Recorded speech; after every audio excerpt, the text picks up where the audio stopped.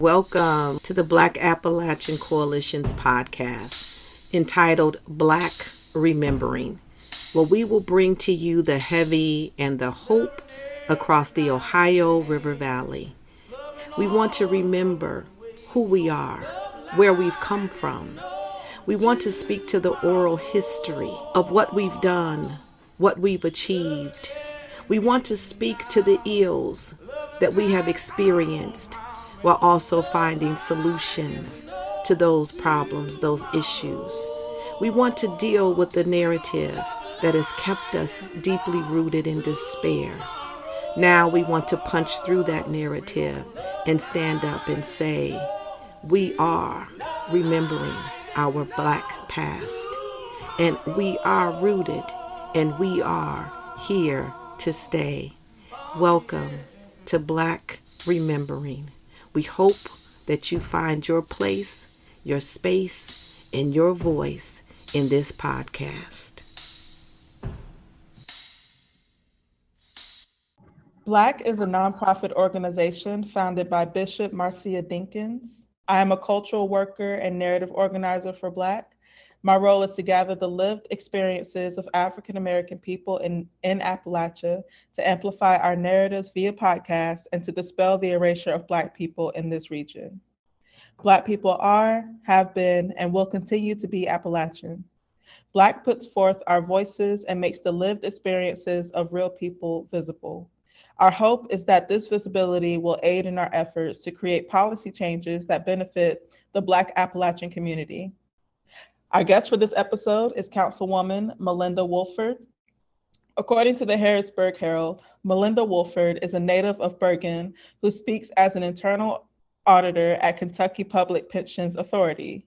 A longtime Girl Scout, Wofford has served the community at Little Zion Baptist Church, as well as helping organizing the Martin Luther King Jr. celebration and serving as a board member for the Mercer County Habitat for Humanity, among other service organizations. Welcome to the Black Podcast, Melinda, and thank you for your time and willingness to share with our listeners. Thank you so much for having me. It's my pleasure to be here.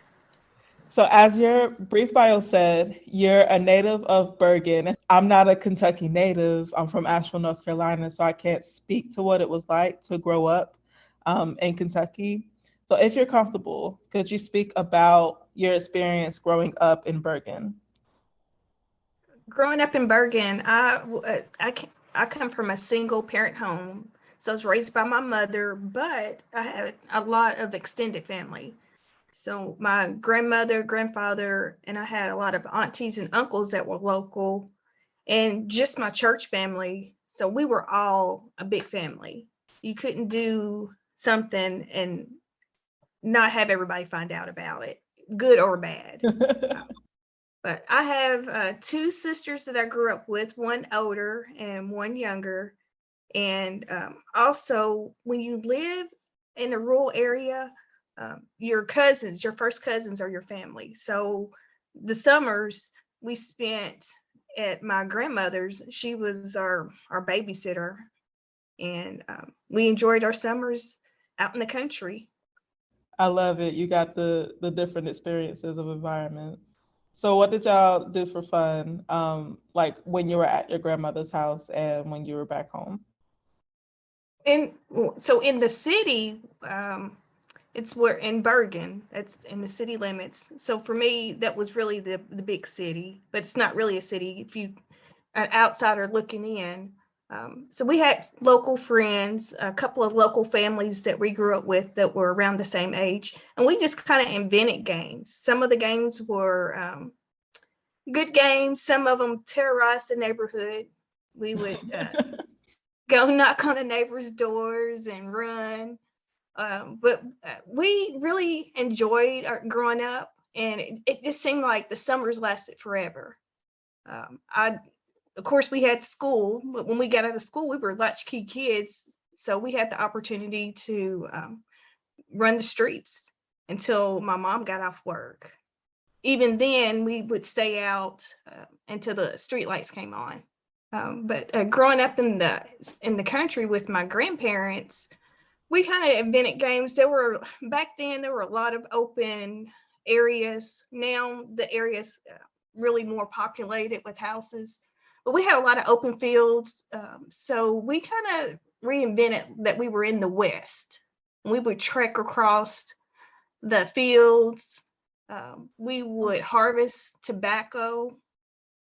One of my granny's neighbors was a tobacco farmer, and we would go and harvest their tobacco for them, which now we would probably get locked up. Yeah, we would go harvest tobacco and corn, and we created mud pies. We drank out of the creeks. We went fishing. Yeah, we had a great summers growing up, and just had a lot of fun. We are both Berea alumni. We actually got connected through the living legend, Professor Andrew Baskin. So I didn't have the language for my identity as a Black Appalachian person until I got to Berea, until I met Professor Andrew Baskin, until I started interacting with the Appalachian Center. So what was your experience as a student at Berea College, and did that impact your identity at all? I think that, yes, Berea College definitely impacted my identity. But for me, Berea was really an extension of the high school, or just the school that I went to in general. So the school that I graduated from was Bergen Independent High School. And for me, growing up, that was a K through 12. So all of those grades in one school building. So it was a very small school. I had, I think, 32.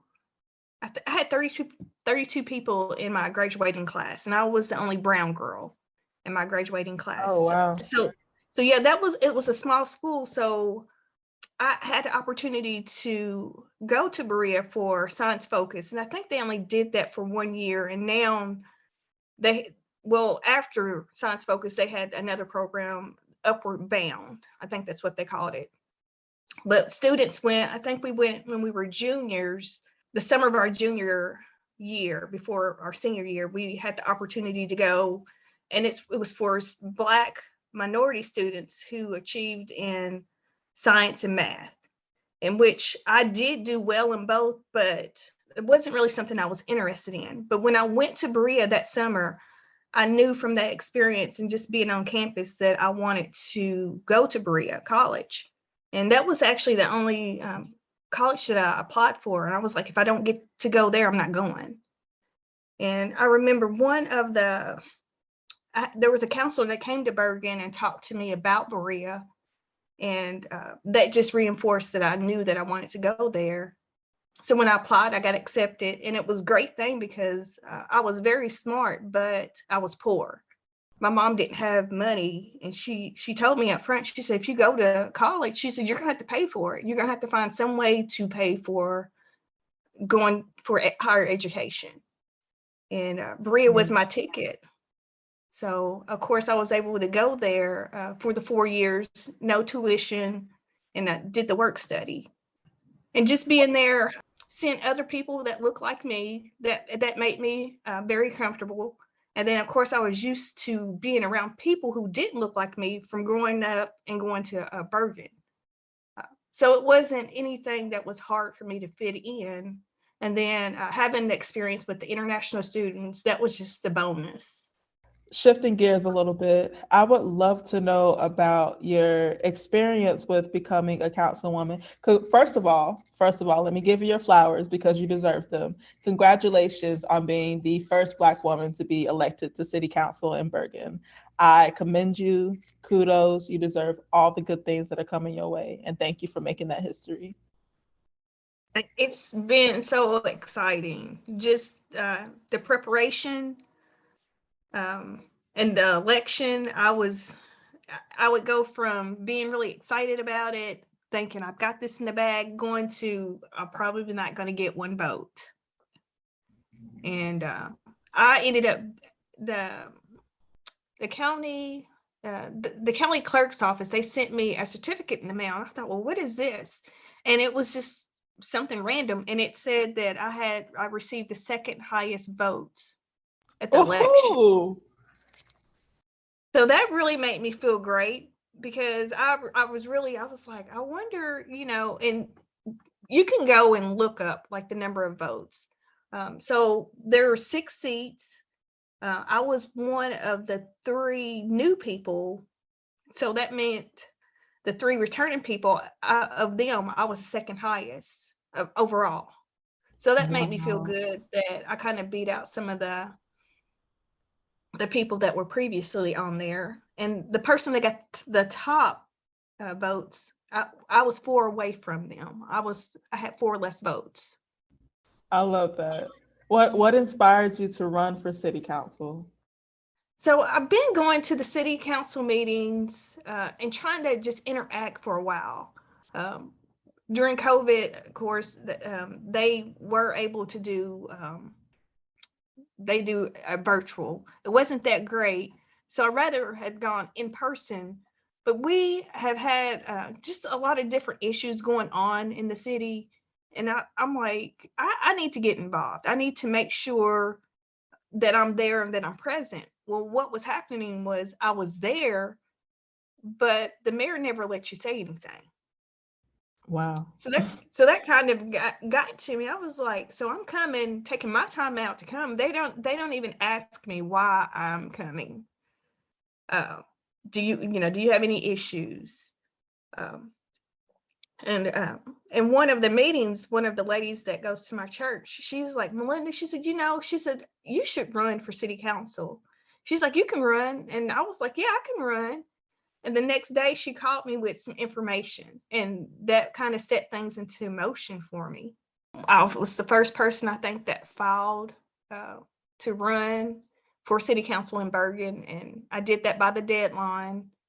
And it just kind of went on from there. I didn't really start campaigning until after the primary wasn't until May.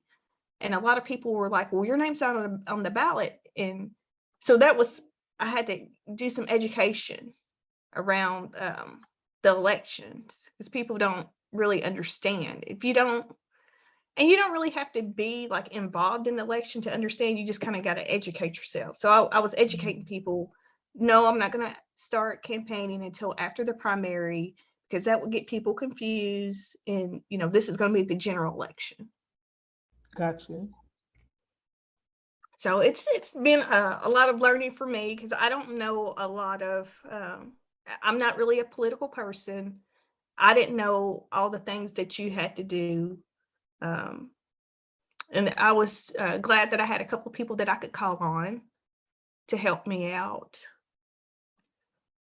One of the people that I called on was the mayor-elect for Danville. Oh, yes. Mayor-elect Atkins. Yes. So he was very helpful in answering some of my questions and directed me to the right places to get answers. So that was great. So could you walk us through what it takes to become a councilwoman, like what that process looked like in general terms, and how long do you occupy the seat? Well, first I went online and got the application. Then you have to get 2 signatures of people that are in your district to sign off. They're verifying that I really do live in this area and that they know me. And then there was a filing fee. I think it was $50 that I paid. And as far as I know, my term is for 4 years. Okay. So in those 4 years, what changes do you plan on making in your position? And what are your roles as a councilwoman? So far, I've had 1 training. It was kind of an orientation that I had a few weeks ago, and it was conducted by the Kentucky League of Cities. And they said that they are really the go-to people for the cities. So if we need training, if we have questions. And so this first orientation they told us, really was to keep us off the front page. And you're kind of like, well, what? Why would they say that?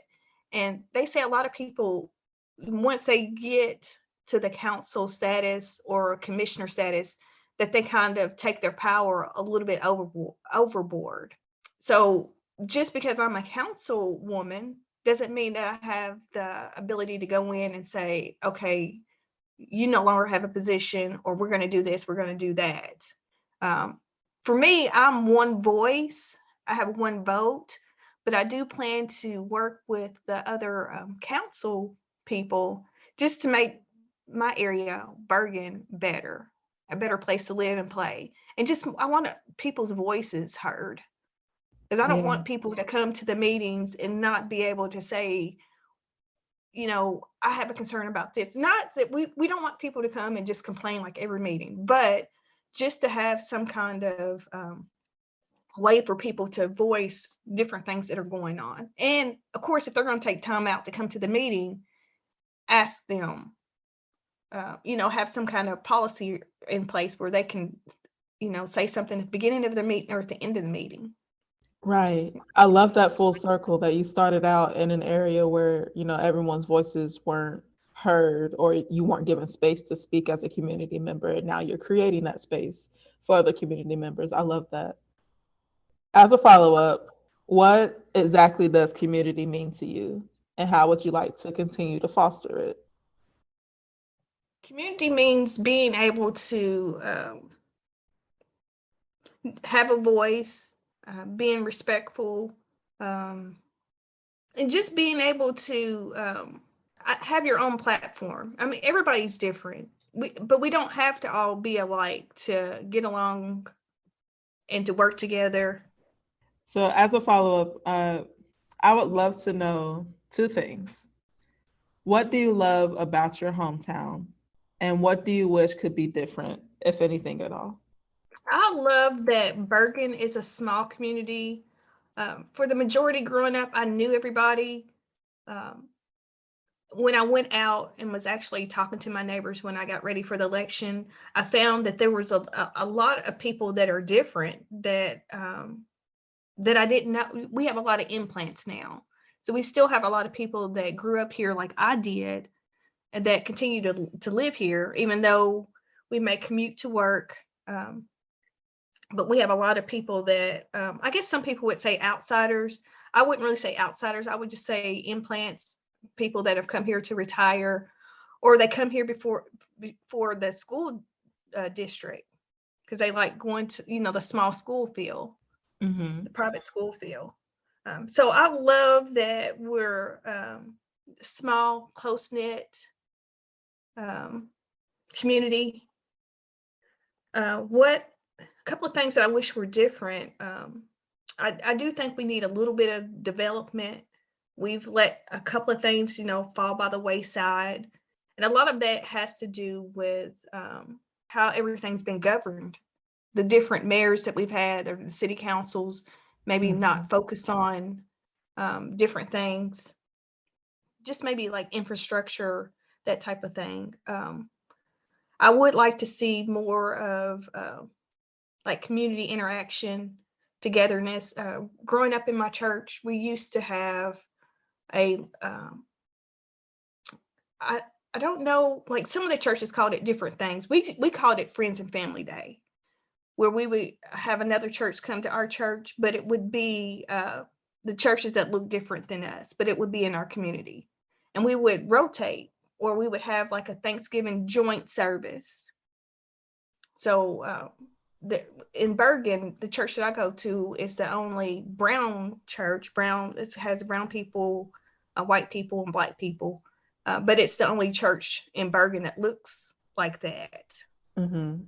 So growing up, we interacted with a lot of the other churches like that was in our area and did things. So I would like to get back to that because we haven't done that. Mercer County as a whole has started doing something kind of like that, but it's different for Bergen because we're smaller. Well, I would hope to see that you get to see that come back to the community and the church community. So we are getting closer to our time.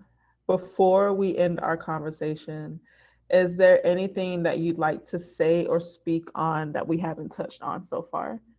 For me, I would say family is everything, and I am where I am today because of my family. Just growing up, my family, I've seen, we didn't have a lot growing up. And of course, statistics said that I wouldn't, go to college. I wouldn't do this. I wouldn't do that. But my family, having people that look like me, like in my church, we focus a lot on education. So we have a lot of people that have like a higher education. They go past high school and they've done things, and it's not just things that are around athletics. So they are really a learned people, I guess you would say that. But having my church family, if you've got people that support you around you, take advantage of that. Be open to different experiences.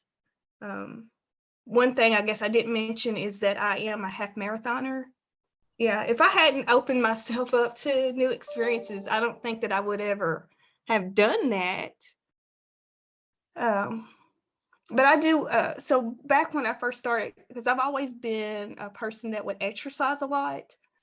And because I did so many different community events, or wanted to volunteer, or wanted to do this, wanted to do that, I said I would walk a lot. I said, I've got to get finished faster. So I started doing this Couch to 5K. And that was back in 2010. So I haven't been running that long, but I did my first race back in 2010.